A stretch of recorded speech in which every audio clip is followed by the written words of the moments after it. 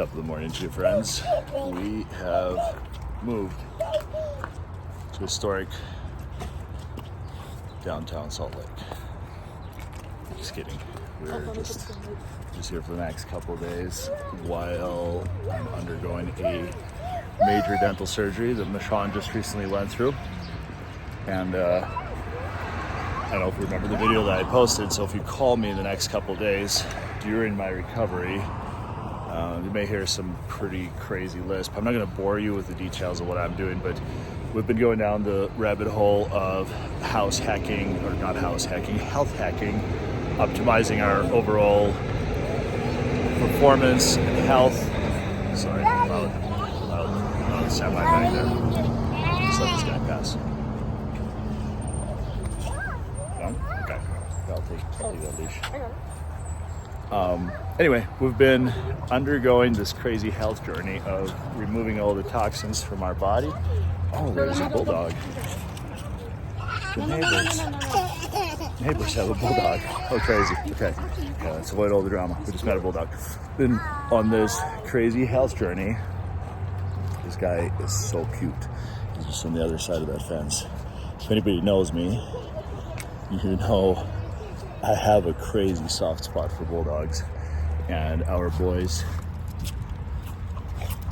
You got to meet another bulldog. How cool is that? Anyway, squirrel, bulldog. He's so cute. Michon and I have been on this crazy health journey, trying to remove all the toxins from our bodies and do the best that we can to stick around as long as possible for our bulldogs, our children, and the people that need us and love us. That being said, I have a couple of crazy, irrational, maybe rational fears.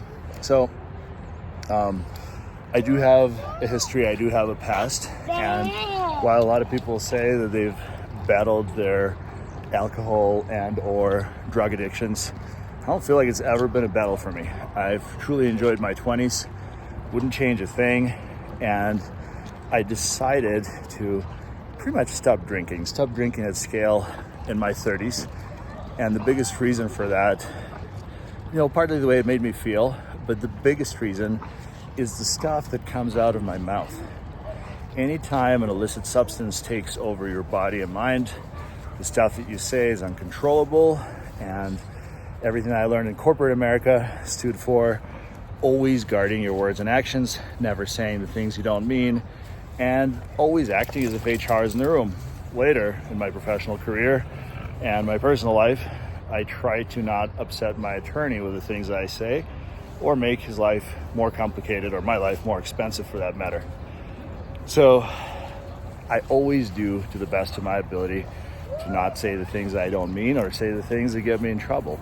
However, I still vividly remember coming out of anesthesia in the summer of 2013 after getting out of a coma post-appendectomy in Chicago, and some of the stuff that came out of my mouth, as well as we'll be back for that. Some of the stuff that came out of my mouth and some of the things that I've said were just downright, it was like demons talking. And I think, and here's a question for all the people that have gone through these experiences and all of the people that may be medical professionals, doctors and nurses that are watching this. Here's the thing.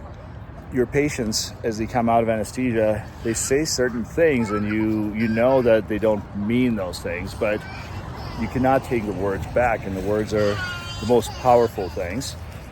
So as people say these things, think of like maybe even a demented patient. It's very sad, they don't know where they're at. Somebody that's extremely drunk or somebody coming out of anesthesia.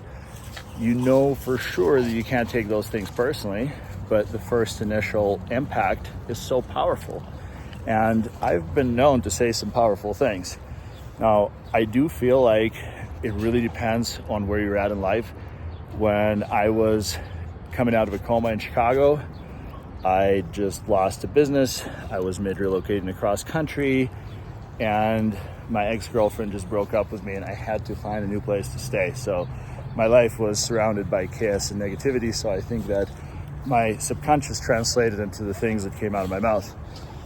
Now, fast forward to 2024, my life has never been better. I absolutely love and adore my family, and truly I am in possibly the best place that I have ever been in my life in the last 37 years. So I don't feel like the things that will come out of my mouth when I come out of anesthesia. By the way, 8 hours of anesthesia. I'm getting a root canal removed and a bunch of dental work cleaned up. So one of the best dentists in the world is going to be helping us with that procedure. That's the reason why we are in Bountiful, even though St. George, Utah, I think, and correct me if I'm wrong, I think St. George, Utah has the most dentists per capita. So if you're looking to get some dental work done, it is one of the most affordable places to do it with the vast variety of choices. However, we tend to overanalyze things and only go for the best of the best that truly align with our views on medicine and views on life, really. So anyway, I'll be under anesthesia for a long time. I am worried about what's going to come out of my mouth.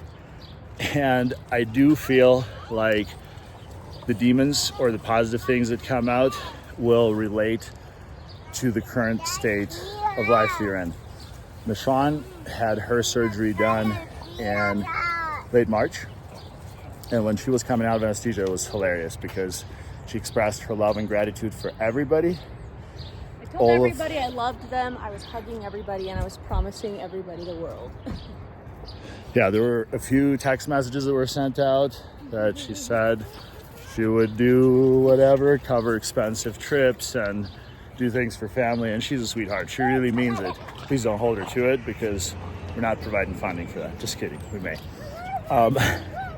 I am still worried about what may come out of my mouth.